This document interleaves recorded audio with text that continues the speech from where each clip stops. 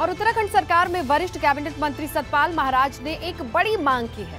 सतपाल महाराज ने मीडिया कर्मियों से बातचीत में कहा है कि पहली कैबिनेट बैठक में मुख्यमंत्री पुष्कर सिंह धामी से वो अनुरोध करते हैं कि आईएएस ऑफिसर्स, जिसमें सचिव और अपर सचिव स्तर के लोग होते हैं, उनके विभागों के जो मंत्री हैं, उन मंत्रियों को उन ऑफिसर्स के कॉन्फिडेंशियल रिपोर्ट लिखने का मौका मिलना चाहिए।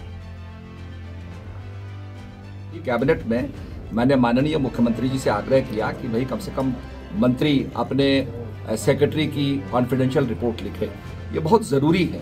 आपने देखा होगा सेना में अनुशासन होता है, क्योंकि सेना का जो सीओ होता है वो अपने जूनियर ऑफिसर की सीआर लिखता है। यहाँ पर ये प्रक्रिया पहले थी, माननीय तिवारी जी के समय में थी, अब प्रक्रिया वो रोक दी गई। फिर इसको बहाल करना होगा। आपने देखा होगा जिला पंचायत अध्यक्ष जो है वो डीएम की सीआर लिखता था और मंत्री जो है वो सेक्रेटरी की सीआर लिखता था। बहुत ज़रूरी है ये, और मैं समझता हूँ अनुशासन लाने के लिए, और मैं समझता हूँ कि एफिशिएंसी को लाने के लिए बहुत आवश्यक है।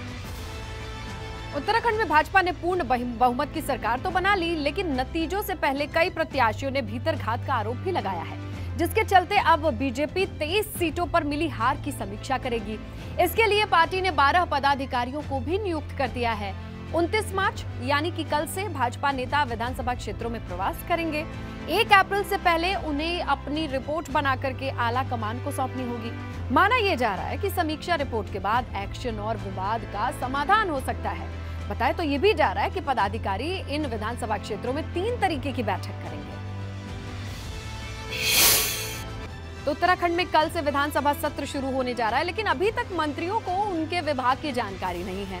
धामी सरकार के मंत्रियों को उनके विभाग का इंतजार है और बताया ये जा रहा है कि विधानसभा सत्र के बाद पोर्टफोलियो बंट सकते हैं।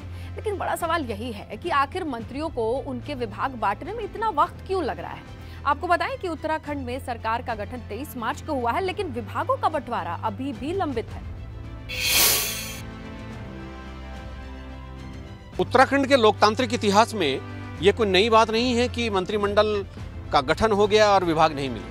हरीश रावत जब मुख्यमंत्री बने थे तब पूरे 1 महीने तक मंत्रियों को अपने विभाग मिलने का इंतजार करना पड़ा था, और उसी दरमियान एक सेशन भी आया था, एक विधानसभा का सत्र भी आया था, और सरकार की तरफ से एक आदेश जारी हुआ था कि अमुक मंत्री फला फला विभाग से जुड़े सवालों का जवाब सदन के भीतर देंगे। कुछ ऐसी ही स्थिति अब भारतीय जनता पार्टी की पुष्कर धामी सरकार में भी हो चली है कि अभी विभाग नहीं मिले हैं। 5 दिन से ज़्यादा हो चुके हैं, अभी विभागों का आवंटन नहीं हुआ है। बजट सत्र शुरू होने वाला है, तो हो सकता है कि एक चिट्ठी फिर शासन से जारी हो जाए मंत्रियों के नाम कि फला मंत्री फला फला विभागों के से जुड़े सवालों का जवाब सदन के भीतर देगा।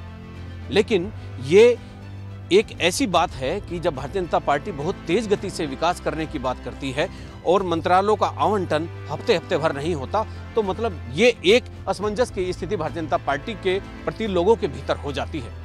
और मुझे लगता है कि जिस तरह के संकेत मिल रहे हैं कि शायद बजट सेशन के बाद ही मंत्रालयों का बंटवारा हो। अपने सहयोगी कैमरामैन निशांत चौहान के साथ एबीपी गंगा के लिए देहरादून से अजीत सिंह राठी।